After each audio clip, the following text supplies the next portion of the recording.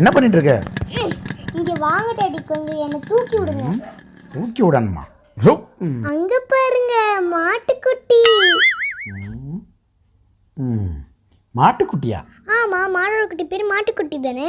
அது கண்ணுக்குட்டி. மாட்டுக்குட்டியா? மாட்டுக்குட்டி. இங்க வாங்க. இது பேர் என்ன?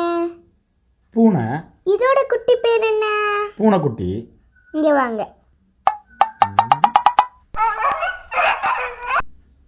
இதோட பேர் என்ன? நாய். இதோட குட்டி பேர் என்ன? நாய்க்குட்டி. இதோட பேர் என்ன?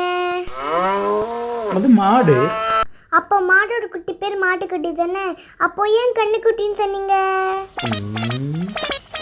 ஆரம்பிச்சிட்டாடா.